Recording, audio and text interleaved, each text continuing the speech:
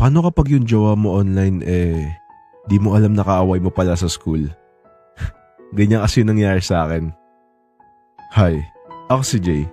18 years old na ako at mag-grade 11 na ako sa pasukan. Actually, hindi ako excited pumasok kasi lagi naman ako nabubuli. Hindi naman kasi ako gwapo or hindi din maganda yung humor ko. Pero kahit ganito may girlfriend naman ako. Well, technically, online girlfriend. Since di ko pa siya nakikita buong buhay ko. Mag-iisang taon na kami ni Kimiko. Nakilala ko lang siya sa Discord. Nagsimula yan nung naghahanap ako ng kalaro.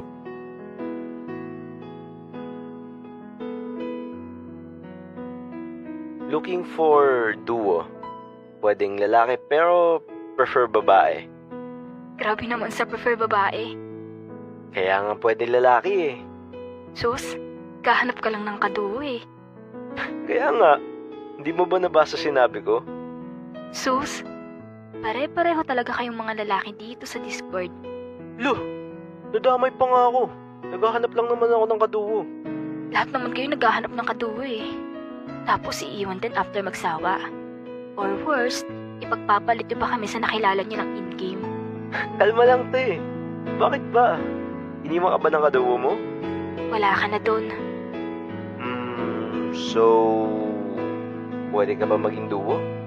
Lo, anong kunik? Naghahanap nga ako ng kaduo. Bigla ka naman nag-reply. So, gusto mo ba ng kalaro? Laro lang ah. Oo naman. Sige, one game lang. Dami pang sinasabi no? Makikipaglaro din naman pala. So ayun, yun yung naging kwento namin kung paano kami nagsimula ng online girlfriend ko. Halos maghapon magdamag kami naglalaro ng iba't ibang online games. After ng isang buwan namin ng paglalaro nahulog din kami sa isa't isa. Kimiko, may tanong pala ako. Ano yun? Tingin mo ba pwede tayo mag-level up? Paano mag-level up? Like, kung pwede ba tayo mag-level up sa pagkakaibigan? Or more than just a duo? What do you mean? Gusto kasi kitang maging kaduo for life. Wait, tinatanong mo ba ako kung gusto mo akong maging GF? Oo. Di ko alam, Jay eh. Medyo natatakot pa ako. Ha? Bakit naman? Diba? Nung nagkakilala tayo, nagdarant ako sa'yo na iniwan ako ng dati kong kaduo. Ilang buwan na ba kayo ng kaduo mo? Di naman naging kami eh. Bigla niya lang ako ginost. Huwag ka mag-alala, Kimiko. Hindi kita i-ghost. Promise ko yan sa'yo. Di ba ako masasaktan sa'yo? Trust me. Hindi kita i-ghost or iiwan sa kahit kanino lang nakilala ko in game. Sige. What do you mean, sige? Sige. Pumapayag na ako maging GF mo. Yes! Alam ko, tatanda na lang ako naglalaro mag-isa eh. Bakit? First girlfriend mo ba ako? Oo. Ikaw lang din yung kauna-unang babae na nakilala ko or nakausap ko ng ganito katagal. Magtitiwala ako sa Jay ah. Promise. Hindi kita papabayaan. After ko siyang pasagutin umabot kami ng ilang buwan na naglalaro. And syempre, napunta na din kami sa usapang personal life namin. Jay, open cam tayo.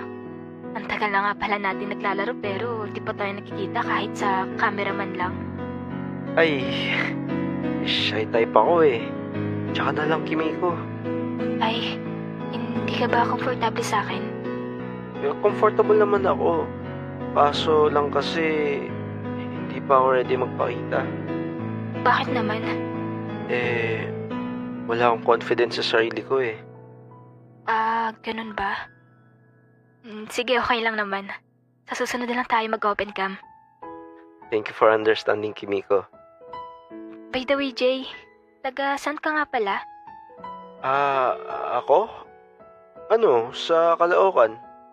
Hindi ko alam bakit ko sinabing taga-Caloocan ako kahit taga-QC lang naman ako. Siguro, natakot lang din ako na baka malapit lang siya sa akin. Kalookan. Taga-QC lang ako. Sabi na eh. Feel ko kasi malapit lang siya sa akin eh. Natatakot din kasi ako na baka mag-aya to ng meet-up.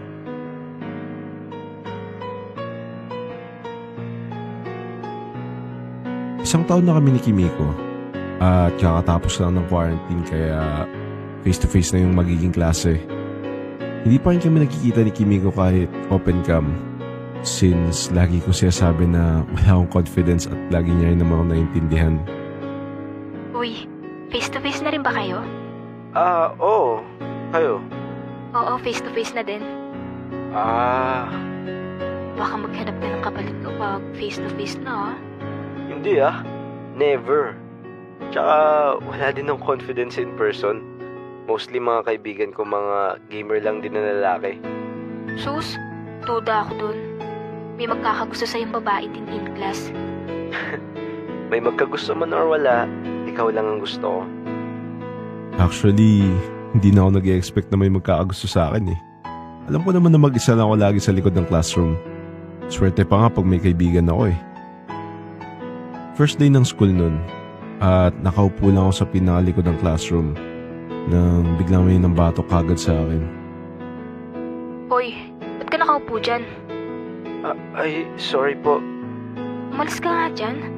Magkakatabi kami ng mga kaibigan ko dito sa likod. Sorry po. Alis na po. Teka, saan ka pupunta? Dun po sa gitna. Patupo ka sa gitna. Matalino ka ba? Bakit po? Eh, dyan uupo mga kukopyahin namin matalino eh. Doon kayo mga weirdo sa harap. Sige po. Sorry po. Sabi na eh. First day pa lang ng school may nambubuli na agad sa akin. Pero may twist lang ngayon. Ba't kaya sila nambubuli sa akin puro lalaki? Ang kakaiba lang ngayon, babae ang nambubuli.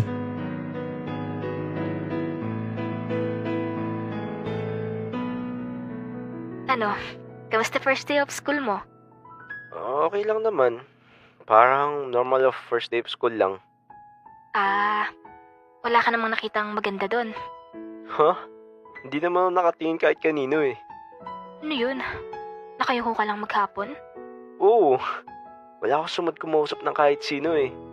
Gusto ko kasi ikaw lang yung kausap ko. Wala siya. Parang kang tanga. Ikaw, kamusta school? Okay lang naman.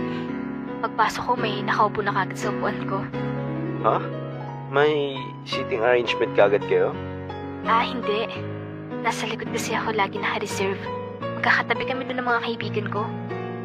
Parang familiar yun ah. Oh, tas may nakaupo dun sa likod? So, pinalis mo ba? Oo. Pinakiusapan ko lang na kung pwede sa harap siya. Pumayag naman. Tas sa harap naman siya umupo? Hindi nga eh. Sabi niya sa gitna daw siya uupo. Sabi ko, di pwede. Bakit naman? Doon umuupo yung mga tropa kong matalino eh. Kulay red ba yung bag mo kanina? Ha? Paano mo alam?